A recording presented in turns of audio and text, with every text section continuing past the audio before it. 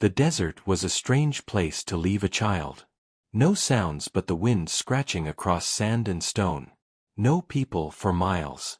No homes, no hope, just heat and silence. And yet, there she was. A girl, no older than 7, standing alone in the middle of nowhere. Her shoes were too clean for a place like this. Her dress, though elegant, clung to her tiny frame like it didn't belong to this world. Her name was Aurora. She didn't cry. Not when the black SUV drove away, its tires kicking dust into her eyes. Not when her father's figure disappeared into the distance. Not even when the silence swallowed her whole. She stood very still, listening. Her hand gently touched the black scarf tied across her eyes. Aurora had been blind since birth. But she never once believed that made her weak. Somewhere deep in the haze of heat waves and broken hills, something watched her. Earlier that morning, her father, Dorian Creed, had been shouting on the phone. "I don't care if she's my daughter," he growled. "She's the reason her mother's dead. You think I can look at her and not remember?" Dorian was a billionaire with too many enemies and too much grief. His wife, Layla, had died in a tragic accident, a fire in their summer home. Everyone blamed faulty wiring. Dorian blamed fate. Aurora was just a baby then, untouched by flames but forever changed. Her blindness wasn't from the fire, but he saw it as a symbol. A punishment. Now, he believed he was done being punished. "You want to help her?" Dorian had told his driver that morning, eyes sharp with rage. "Fine. Leave her where she'll learn something. Let the world teach her what I couldn't." So they drove, 4 hours, until the city disappeared and the sky turned white with sun. And there, in the most godforsaken stretch of the Arizona desert, he opened the door and told her to step out. "We're just going to rest a moment," he said. Aurora obeyed. And then he was gone. The heat wrapped itself around her like a predator. Aurora took small steps in the sand, listening for anything, water, wind, a voice. But she heard nothing but her own breath and the soft crunch of sand beneath her shoes. She sat down under the crooked arm of a cactus and rested her chin on her knees. Back at the edge of the hills, hidden among the dusty rocks and dried brush, a shape moved. It was a horse.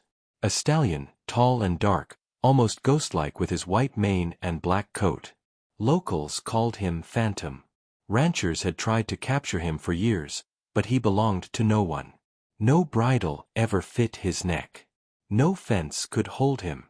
Some said he came from the mountains. Others said he had no beginning, just a shadow of the desert itself. But he wasn't a shadow now. He was watching her. From the moment the SUV appeared and the girl was left behind, Phantom had been watching. Animals understand abandonment in ways humans never could. He had seen foals left behind. He had seen mothers shot and left to rot in the sun. The world was cruel to the innocent, and this child, though she bore no wounds on her skin, was clearly wounded within. Hours passed. Aurora didn't move much. She had learned not to panic when lost. Her mother once told her, "The earth always gives you something to hold onto if you're willing to wait for it." And so she waited. The sun scorched the sky. Flies buzzed. She was dizzy, her lips cracking, her throat raw. She whispered a lullaby her mother used to sing. And from the rocks, the horse moved closer. He came not as a beast of burden but as a guardian, as if drawn to her pain by a force deeper than instinct. He approached slowly, hooves silent on sand. Aurora felt the wind shift. She tilted her head toward the presence. "Are you there?" she whispered. Phantom stopped just a few feet away. He lowered his head, snorting gently. She reached out, uncertain. Her fingers brushed fur. It was warm. Alive. Real. "You're not my father," she said, a sad smile on her lips. "But I think you're safer than he ever was." The horse didn't flinch. Most animals feared humans, especially one as wild as Phantom. But this one, this tiny, blind girl with no fear in her breath, she was different. She didn't reach for control or command. She reached with curiosity, with calm, as if they were equals. And in the desert that mattered. She stood, using his neck for balance. He let her. At sunset, when the sky bled red across the rocks, the two figures, one small, one massive, walked together. Not with reins. Not with force. Just two souls, side by side. Back in the city, Dorian Creed sipped his whiskey and told himself he'd done the right thing. That some part of him believed she'd find her way home and become stronger. Or that someone would find her and take her in. Or that maybe, somehow, the desert would forgive him what he could not. But the desert doesn't forgive. It remembers. And out there, in the memory of the land, a horse had chosen to protect what a man had thrown away. Phantom didn't know where they were going. But he walked. And the girl followed. Sometimes beside him. Sometimes with a hand resting lightly on his side. She didn't try to lead him, nor did he try to push her forward. They moved like twin shadows cast by the same source of light. The desert cooled as the sun fell behind the jagged hills. What was scorching by day became brittle and biting at night. Aurora's thin dress offered little warmth. She shivered. Phantom noticed. He slowed, turned, and lowered his massive body beside her. She reached out instinctively, curling into the crook of his flank. His coat, still warm from the day's heat, pressed against her back like a blanket woven of muscle and breath. She whispered something under her breath, so softly that even the desert didn't catch it. "Thank you." Not even her own father had held her like this. Sleep came in fits.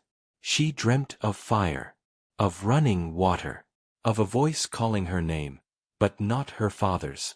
A new voice. Deep. Steady. Like hooves. She woke when the sky turned violet, and Phantom rose to his feet with a grunt. Aurora stood too, slow and stiff. Her lips were dry, her legs sore. But she smiled.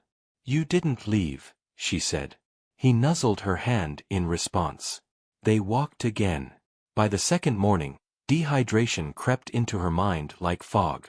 The horizon shimmered. Her legs trembled. She began to hum, a trick her mother had taught her to keep from panicking when she was disoriented. But this time, it wasn't working. "I'm tired," she said softly. "And I think I'm lost, even though I was already lost." Phantom stopped. He sniffed the wind. His ears flicked. Then, without warning, he turned away from her and galloped ahead. Aurora felt her heart spike in panic. Wait. She staggered forward, hands reaching for a presence that was no longer there. The silence hit her like a wall. He left. She sank to her knees, too exhausted to cry, too dry for tears. And then, hoofbeats. She turned toward the sound. Phantom returned, but not alone. Hanging from his mouth by the strap was a small canteen. He dropped it at her feet. Aurora blinked in disbelief, then fumbled for the flask, unscrewed it, and tilted it to her lips. Water. Warm, metallic, and the most beautiful thing she'd ever tasted. She drank deeply, gasping, coughing, then clutching the canteen like treasure. Phantom watched her, then sat beside her again, his sides rising and falling. "Where did you get this?" she asked. He didn't answer, of course. But the footprints around him told the story. Someone else had been nearby. A campsite, maybe. Hunters. Hikers. He had gone to them, taken the water, and left without being seen. Smart. Silent. Wild. But now, for her, he broke his own rules.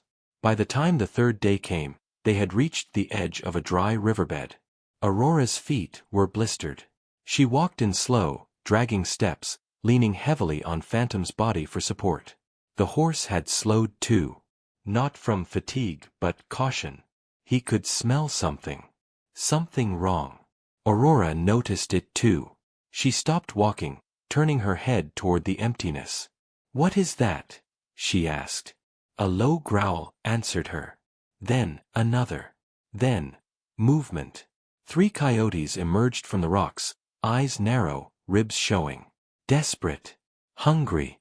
They hadn't eaten in days, and even a small girl would be worth the risk. Aurora felt it before she heard it. The air changed. Phantom's muscles tensed.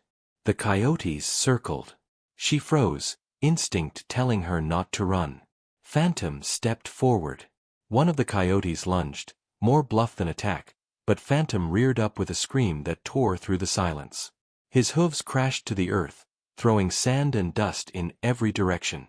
Another coyote snapped at his leg. He kicked back with terrifying speed, striking the predator square in the shoulder. It yelped, rolling into the rocks. The others fled, scattering into the distance. Aurora dropped to the ground, her heart slamming inside her chest. When Phantom returned to her, his breathing was harsh, furious, but his body lowered gently beside hers, as if nothing had happened. She leaned into him. "You saved me." Her hand touched a scratch on his leg, still warm and bleeding slightly. "You got hurt." Phantom didn't flinch. She tore a strip from the bottom of her dress and wrapped it around the cut. Her fingers trembled, but her voice was steady. "I don't know why you're still here, but I think you're the only reason I'm alive." She rested her head on his shoulder. And for the first time since she was left alone, she cried. Not from fear, but because she finally felt safe. Elsewhere, far from the sand and stone, a storm was building inside a man. Dorian Creed couldn't sleep. Not because of guilt, he didn't believe in such things, but because something inside him wouldn't stay quiet. He kept hearing her voice. The sound of her small feet on marble floors. The way she'd asked to sit in silence next to her mother's portrait. He told himself she was fine. That someone had found her. Or she was at peace. But his nightmares didn't believe him. And then, he made the mistake of looking in the mirror. And he saw his father. A man who had once done the same to him. Dorian slammed his fist against the glass. The next morning, he chartered a helicopter. He told the pilot, "We're going back to the desert. I made a mistake." And for the first time in his life, he meant it. The blades of the helicopter cut through the desert sky like knives through stillness. Dorian Creed sat in the back seat, silent, eyes hidden behind expensive sunglasses, jaw locked so tight it could have cracked stone. The guilt he didn't believe in had finally taken root, and now it was blooming into something poisonous. 3 days. His daughter had been alone in this godforsaken land for 3 entire days. No food. No water. No light. And no eyes to see. The pilot glanced back. "Sir, we're entering the zone where you gave the last coordinates. You said she exited the vehicle here." Dorian nodded. "Should we circle?" "Low and slow," Dorian said. "And open the door." The pilot hesitated. "You sure? That's not procedure." "Neither is leaving your child in the middle of nowhere," Dorian muttered. The door slid open with a heavy clank. Wind rushed in. Dorian leaned out, eyes scanning the ground. From above, the desert looked like the cracked surface of another planet. No roads. No homes. Just jagged lines of dry riverbeds and half-buried boulders. Nothing moved. And then, hoof prints. Dozens of them. Leading from one patch of sand to another, weaving back and forth, erratic but unmistakable. "Follow that pattern," Dorian snapped. "Track it." The pilot banked left. More tracks appeared. And then, discarded fabric. A torn piece of blue cloth. Dorian leaned closer. "That's from her dress." The chopper hovered lower now, kicking dust across the rocks. Then they saw it. 2 shapes, barely visible from above. One upright. The other lying still. A horse. And beside him, a small girl. Phantom had stopped walking early that morning. His leg hurt more now. The scratch from the coyote had deepened. He limped, favoring his right side. The sun was already blistering the sky, and Aurora's face was pale, her breath shallow. But she still smiled when she heard the hum in the distance. "What's that?"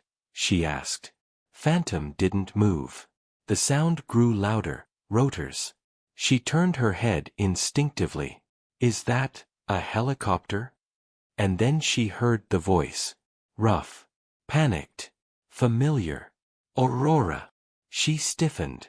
Phantom took a step forward, then stopped. She gripped his mane. No, don't leave.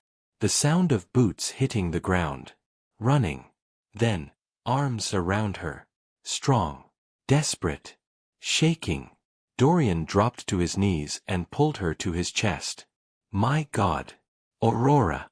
She didn't hug him back. She didn't cry. She only said one thing. You left me. Dorian closed his eyes. I know. I know. I'm sorry.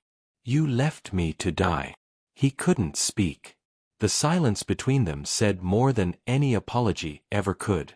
Then she whispered. He didn't. Dorian turned. The horse was still there.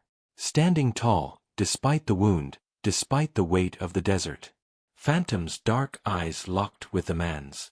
And Dorian, the billionaire who had crushed competitors and commanded entire boardrooms, he lowered his gaze first. He stepped back. And for the first time, he understood. This wasn't his daughter's pet. This was her guardian. The return was quiet. No sirens. No headlines. Just a black SUV driving through town as the sun set, windows tinted, the world watching. But whispers spread like wildfire. She's alive. 3 days in the desert? With a wild horse? By the time the car reached the front gate of the Creed estate, news vans had already begun to gather. Neighbors stood outside with arms crossed. Teachers from Aurora's old school exchanged glances. The mayor himself showed up at the front steps. And then, the gates opened again. Not to let someone in, but to let them out. Aurora stood at the front of the drive, hand on Phantom's neck, surrounded by silence. Her father stood beside her. He stepped forward, hands raised slightly, not in power, but surrender. I owe you all an explanation, he said. The crowd didn't speak. I made a mistake. A horrible one. He looked down. I thought I was teaching her strength. But the truth is, she's stronger than I've ever been. A murmur. He turned toward Phantom. And this animal, this creature we called wild, dangerous, untrainable, he did what no human did. He paused. He stayed. Tears filled more than a few eyes. Aurora spoke next. Her voice was soft, but every word cut through the air like crystal. I didn't need to see him to know who he was. I just had to listen. To feel. She reached out and touched Phantom's muzzle. He didn't ask me to lead him. He just walked beside me. Someone from the crowd whispered, "It's a miracle." Another said, "No, it's love." And then the applause started. Not loud, not forced, but real. It rippled outward like a wave, rising slowly until the whole street echoed with it. Aurora didn't smile. Not yet. But she bowed her head, just slightly. And Phantom lifted his. As if they both understood. Later that night, Dorian sat on the edge of Aurora's bed. He watched her sleep, one hand still curled gently around a strip of Phantom's mane, which she had braided into a ribbon. Rosie, the longtime housekeeper, stood in the doorway. "She okay?" she asked softly. Dorian nodded. Rosie hesitated, then said, "You know, you don't deserve forgiveness. But maybe, you don't have to." Dorian looked at her. "She's not angry," Rosie said. "She's tired. But not bitter. She's more like her mother than you realize." He turned to the window. Outside, Phantom stood beneath the moonlight, grazing calmly, his body still bruised but proud. Dorian whispered, "Do you think he'll stay?" Rosie smiled. "Only if she asks him to." Phantom stayed. Not because anyone told him to, but because Aurora never asked him to leave. Every morning, he stood waiting beneath the jacaranda tree near the east wing of the Creed estate. When the sun was still soft and the mist hadn't burned off the grass, Aurora would walk barefoot down the stone path and meet him there, No cane, no guide. Just trust. She'd lean against him, hand resting on his neck, and they'd begin their walk, around the property, through the meadow, sometimes to the lake behind the orchard. No saddle. No leash. No commands. Only rhythm. Her father watched them often, quietly, from the balcony, never interrupting. He still didn't understand what had happened in the desert. Not completely. But he no longer needed to. Some things weren't meant to be understood. Just respected. He tried, in his own way, to repair what was broken. He brought in tutors, therapists, music teachers. He asked Aurora what she wanted to learn, instead of telling her what to do. And slowly, she began to let him back in. But Phantom remained the center of her world. The press called it the miracle in the sand. News shows did interviews. Animation studios offered to buy the rights to the story. Dorian declined them all. "This isn't a movie," he said. "It's her life." Then one morning, Phantom didn't come to the jacaranda tree. Aurora waited. 10 minutes. Then 20. Then an hour. She called softly. Walked the path. Listened for breath, for hooves, for wind moving through a mane. But there was nothing. She turned toward the stables. They never kept Phantom there. He refused to enter any enclosure, but sometimes he rested near the edge, in the tall grass. She reached the paddock. And stopped. Phantom was lying down. Not asleep. Not injured. But still. Unmoving. She dropped to her knees beside him. "Phantom." She reached out, ran her hands along his chest, his face. His body was warm, but barely. His breathing shallow. Rosie, who had followed at a distance, gasped when she saw him. "I think he's sick," she said gently. The vet was called. He came immediately. A quiet man. Experienced. Gentle. He examined Phantom for almost an hour while Aurora sat beside him, her fingers never leaving his fur. Finally, the vet stood. "Age," he said softly. "And exhaustion. I don't think it's something we can fix." Aurora looked up, expression unreadable. "How long?" "Days. Maybe a week." Rosie covered her mouth. Dorian turned away, jaw clenched. Aurora leaned down, her lips close to Phantom's ear. "You don't have to stay for me," she whispered. "But if you do, I'll be here." Phantom didn't open his eyes. But his tail flicked once. The next few days were quiet. No more press. No distractions. Just the girl and the horse. She didn't go to her piano lessons. Didn't visit the lake. She stayed under the jacaranda tree, curled up beside Phantom, reading stories aloud, even though she couldn't see the words. She had memorized them years ago. Fairy tales. Desert myths. Poems her mother once sang. And Phantom listened. Even as his breathing grew shallower, he listened. The morning of the 7th day, Aurora woke to silence. No birds. No wind. Just silence. She knew before she touched him. But she still reached out. His body was cool now. Still beautiful.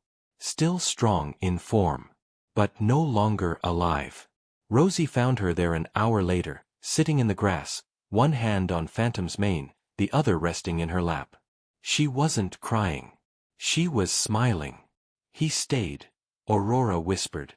"Until I was ready." Rosie knelt beside her and took her hand. "I think he was always ready." Dorian buried Phantom near the orchard, beneath the tree where he had first been seen grazing months earlier. The grave was marked with a single stone. No words. Just an imprint of a hoof. But Aurora added something that no one noticed for weeks. A small wooden plaque with the Braille engraving. "You were never mine. But I was always yours." The town mourned. Some sent flowers. Others left apples near the grave.